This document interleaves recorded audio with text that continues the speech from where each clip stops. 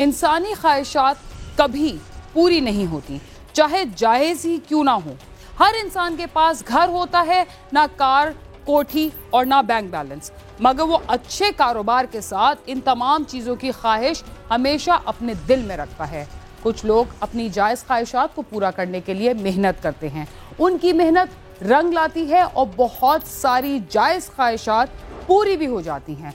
लेकिन उनके मुकाबले में कुछ लोग हमेशा दूसरों के मालो दौलत और जायदाद पर नज़र रखते हैं, जिन्हें नाजायज़ ख्वाहिशात कहा जाता है। अगर धोखे और फरेब से ऐसे अफराद की कोई ख्वाहिश पूरी हो भी जाए तो उनकी ज़िंदगी से खुशियाँ हमेशा के लिए भाग जाती हैं और एक दिन वो पूरी दुनिया के सामने रुस्वा और शर्मिंदा भी होते हैं।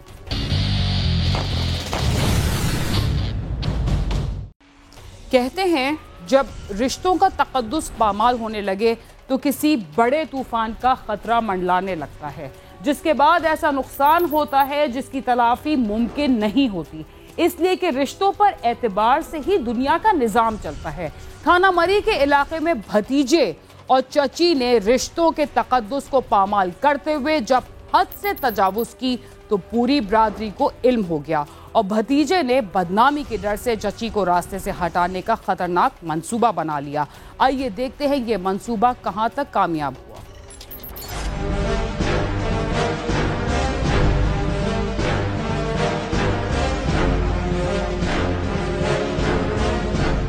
आसिया बीबी अटक की रिहायशी थी और तलाक याफ्ता थी। वो अपने बाप औरंगजेब के हमरा रावलपिंडी में रिहायश पजीर थी। जब 2 साल कबल उसकी शादी मरी के इलाके फगवाड़ी के रिहायशी अनवर के साथ हुई। अनवर मेहनत मजदूरी करता था। हमारे पास एक केस रजिस्टर हुआ था 21 मार्च 2019 को। उसमें जो मुद्दई थे उनका नाम था औरंगजेब। वो बेसिकली अटक के रिहायशी हैं और पिंडी में जो है वो क़याम पज़ीर है। उनकी तरफ से केस रजिस्टर हुआ था। इसमें जो मकतूला हैं वो उनकी बेटी है और जो इसमें मुल्ज़िम है वो जो मकतूला है उसके हस्बैंड का भतीजा है, रईस उसका नाम है। औरंगज़ेब की जो बेटी है आसिया बीबी, वो तकरीबन 2 साल कबल यहाँ फगवाड़ी में अनवार अहमद वाले बनावतदीन के साथ उसकी शादी हुई थी। तो ये मुद्दई जो है ये रहने वाला है अटक का। अभी उसकी रिहाइश जो है वो है रावलपिंडी में। तो इसकी शादी होने के बाद कुछ अरसा इनके तल्लुकात वगैरह ठीक रहे। बाद में इनके जो है ना वो तल्लुकात घरेलू ख़राब हो गए। इस पर्चे में मुल्ज़म जो है वो मोहम्मद रईस वालिद ख्वाजा नाज़मुद्दीन, ये रईस मेहनत मजदूरी करता था। औरंगजेब ने 21 मार्च को पुलिस को इत्तला दी कि उसकी बेटी 12 फरवरी को उसके पास रावलपिंडी आई हुई थी। 13 फरवरी को वो घर से नकदी और जेवरात लेकर निकल गई। उसने आसिया के मोबाइल पर फोन किया तो उसका नंबर बंद था, जिस पर उसने अनवर से राब्ता किया तो अनवर ने भी आसिया से बात नहीं कराई। 21 मार्च को हमें एक कॉल रिसीव हुई कि मेरी बेटी जो है वो आई हुई थी। 12 फरवरी को वो पिंडी आई थी मेरे घर और जब 13 फरवरी को मैं काम से वापस आया तो मेरी बेटी अपने घर से जेवरात और कुछ नकदी वगैरह लेकर निकल चुकी थी, कहीं जा चुकी थी। तो औरंगजेब जो इसमें मुद्दई है उसने बताया कि मैंने जब अपनी बेटी के फ़ोन पे कॉल की तो वो कॉल नहीं लगी।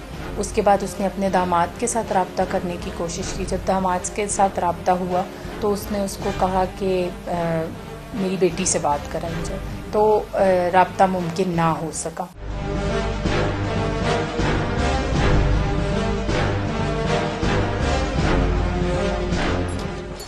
औरंगजेब का अपनी बेटी के साथ रब्ता ना हो सका तो वो उसे ढूंढता हुआ मरी की तरफ चल निकला, लेकिन वो ना मिली।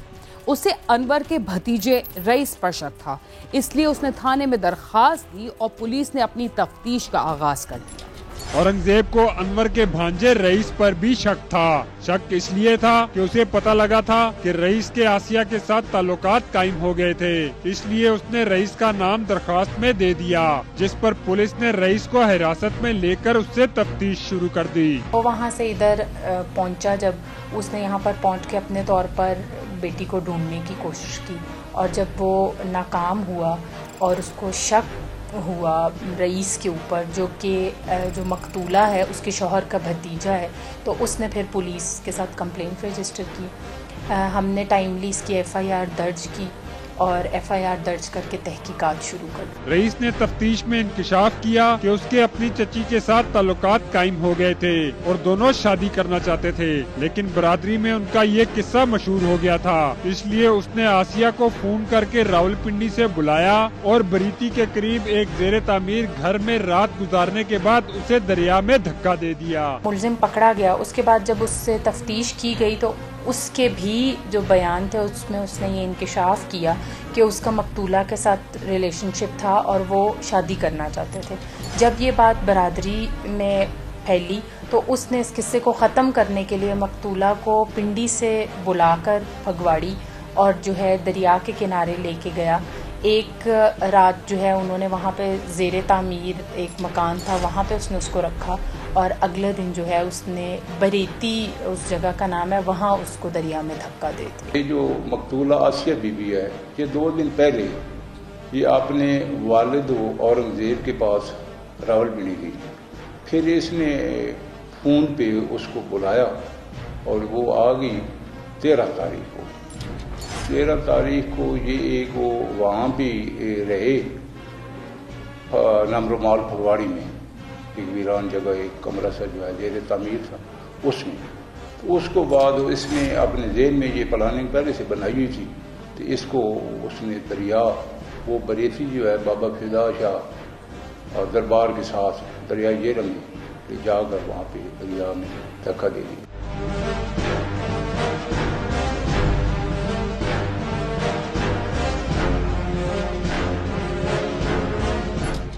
पुलिस ने औरंगजेब की दरखास्त पर कत्ल का मुकदमा दर्ज कर लिया था, लेकिन उसका कोई सबूत मौजूद नहीं था। आखिरकार 1 हफ्ते बाद आसिया की लाश कश्मीर के इलाके मंगला से मिल ही गई। अगर सबूत मौजूद ना हो तो कत्ल की दफा के साथ 201 दफा भी शामिल कर ली जाती है, क्योंकि उस वक्त तक आसिया की लाश नहीं मिली थी। लेकिन फिर आसिया की लाश मंगला डैम से मिल गई। बेसिकली जो 201 होता है वो एविडेंस का जो है वो मिस होना होता है। अब जिस तरह इसमें हमारे पास कत्ल का मुकदमा 302 का दर्ज हुआ और हमारे पास लाश नहीं थी, तो 201 इस वजह से उसके साथ लगाई गई क्योंकि लाश इज प्रूफ के मर्डर हुआ है, तो हमारा वो जो प्रूफ था वो मिसिंग था। और फिर इवेंचुअली ये हुआ कि 29 मार्च को जो है वो लाश जो है मंगला डैम से जो है वो बरामद हुई। 21 मार्च को पुलिस ने मुकदमा दर्ज करने के बाद आसिया की तलाश शुरू की, तो इस दौरान पुलिस को दरिया के किनारे से आसिया का पर्स मिला, जिसके बाद उसका मोबाइल रिकॉर्ड देखा गया तो उसमें आखिरी कॉल रईस की थी और मकतूला के मोबाइल में रईस की सिम ही चल रही थी। इन सबूतों की बिना पर पुलिस ने बाकायदा तौर पर रईस को गिरफ्तार कर लिया। रईस से पुलिस ने मकतूला के जेवरात, 3 मोबाइल फोन और रईस के 4 मोबाइल फोन बरामद किए हैं। 21 मार्च को जब हमें FIR रजिस्टर की, उसके बाद हमने मुख्तलिफ रेडिंग टीम्स बना दी जो मुख्तलिफ औकात पर फगवाड़ी और उसके मुल्हिका इलाकों में रेड करती रही। उसके बाद फिर साथ साथ जो हम IT की असिस्टेंस ले रहे थे उसमें ये हुआ कि जो मकतूला है उसके जब फ़ोन का डेटा निकलवाया गया तो उस डेटा में हमने ये आइडेंटिफाई किया कि जो लास्ट कॉल थी वो रईस और मकतूला के दरमियान। रईस जो था वो नामजद मुलजिम था, हमने उसको गिरफ्तार करना था और गिरफ्तार करके फिर इंटेरोगेट करना था। रईस के पास से दौरान तफ्तीश जो मकतूला के जेवरात थे वो भी बरामद हुए, मकतूला के 3 मोबाइल फ़ोन्स भी बरामद हुए और 4 मोबाइल फ़ोन उसके अपने भी जो हैं वो पुलिस ने बरामद किए थे। बरोज़ वक़ुआ जब ये हुआ है वाक़या 14/2/19 को, तो इसने बाद वक़ुआ जो है अपनी सिम जो है मकतूला के मोबाइल में डाली। फिर बाद में हमने इसको जो है वो हस्ब ज़ाब्ता गिरफ़्तार किया। गिरफ़्तार के दौरान जो है ना दौरान रिमांड फिर इसने इंकशाफ किया और मकतूला के जो मोबाइल है वो हमने इसके रिकवर किए और मकतूला का जो जेवर था वो भी हमने इससे रिकवर किया और 4 मोबाइल जो है वो हमने इस मुलज़म से और रिकवर की है, जिसमें ये बारी बारी मकतूला और ये मुलज़म जो है रईस अहमद ये आपस में जो है सिमें तब्दील करते रहते थे और मोबाइल इस्तेमाल करते रहते थे। घर से बच्चों को स्कूल भेजकर तालीम दिलवाई जाती है, मगर तरबियत की तरफ तवज्जो कम ही दी जाती है। तरबियत घर से ही शुरू होती है। इसमें रिश्तों के तकद्दुस और रिश्तों के आदाब का इल्म देना तरबियत का ही हिस्सा होता है। अगर तरबियत सही ना की जा सके तो ऐसे ही वाक़यात जन्म लेते हैं। कैमरामैन नदीम शेख के साथ नईम जंजुआ, समा मरी।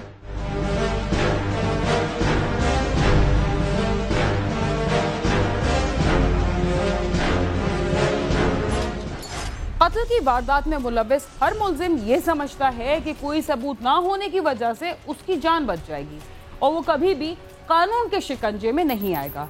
लेकिन बाज़ दफ़ा बेजान चीज़ें भी उसके खिलाफ गवाही देने लगती हैं। प्रोग्राम क्राइम सीन में वक्त हुआ एक मुख्तसर से वक्फे का, जिसके बाद हम दोबारा आपके साथ होंगे। तब तक आप समा के साथ ही रहिए।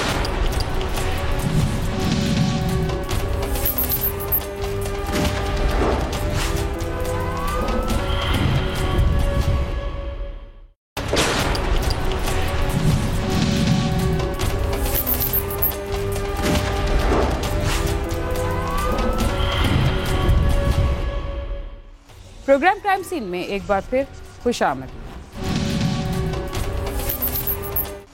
पिछले दिनों लाहौर के इलाके ग्रीन टाउन में सौतेली मां और बाप ने अपने बच्चों पर तशद्दुद किया था, जिससे एक बच्चा हलाक और एक जख्मी हो गया था। आइए देखते हैं कि मुल्जिम को कैसे गिरफ्तार किया गया।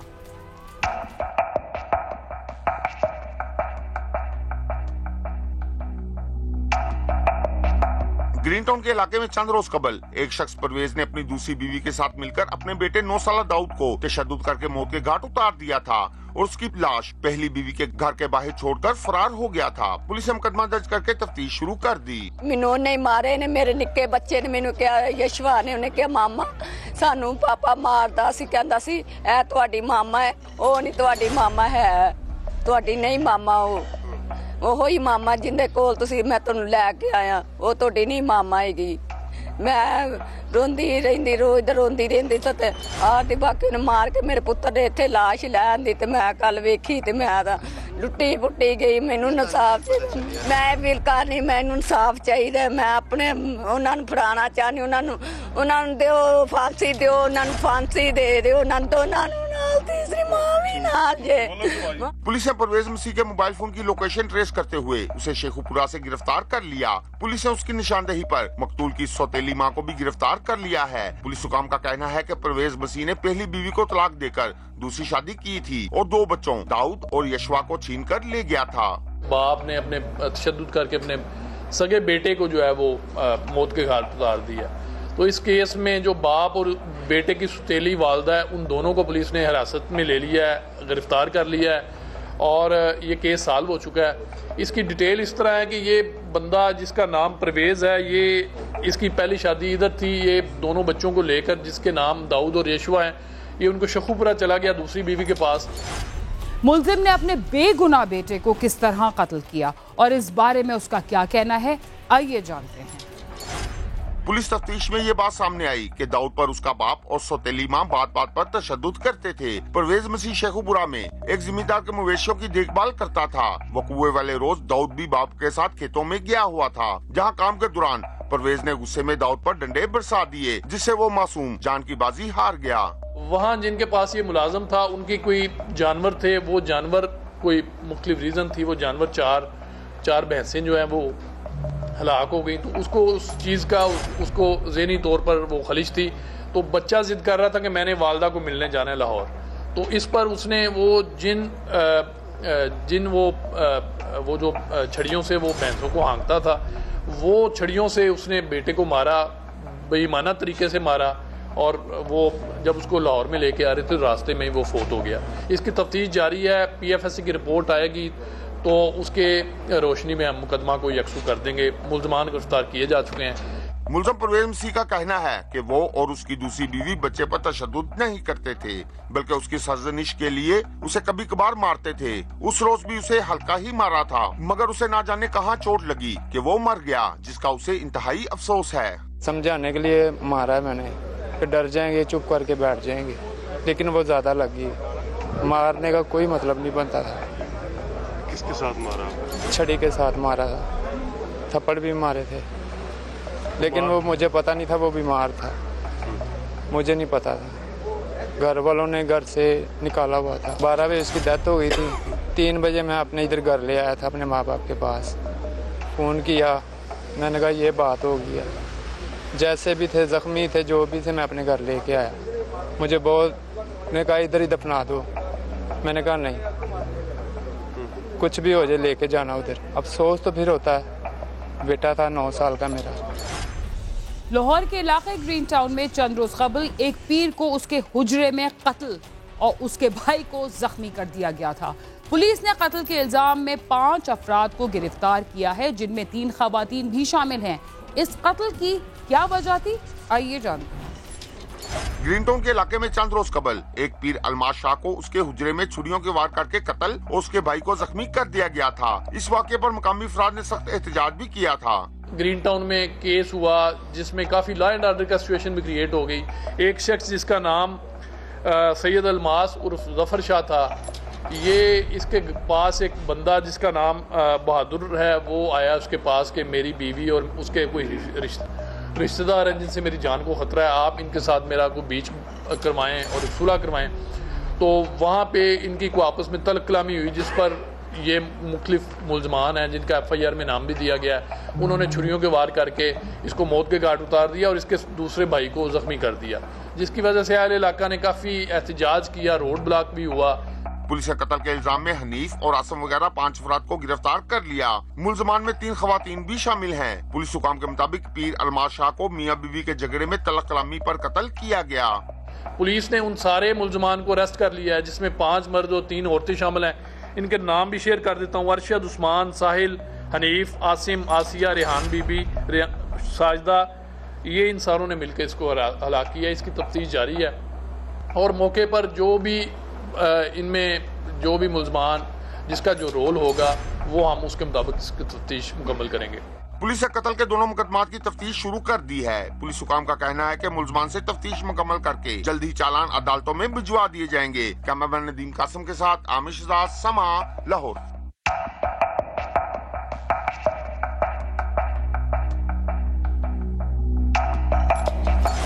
बाज़ वाक़यात ऐसे होते हैं जिनमें जज्बात पर काबू रखकर इख्तिलाफात को ख़त्म ना किया जाए तो हालात ख़राब हो जाते हैं और उनका नतीजा इंतहाई ख़राब नताइज लेकर हमारे सामने आता है। इसके साथ ही क्राइम सीन अपने इख्तिताम को पहुंचता है। अगर आप हमसे रब्ता करना चाहते हैं तो हमारा पता है cs@sama.tv। इसके अलावा आप फेसबुक, ट्विटर और यूट्यूब पर भी हमसे रब्ता कर सकते हैं और हमारा प्रोग्राम भी देख सकते हैं। वीना खान और क्राइम सीन की टीम को इजाज़त दीजिए और देखते रहिए सामा।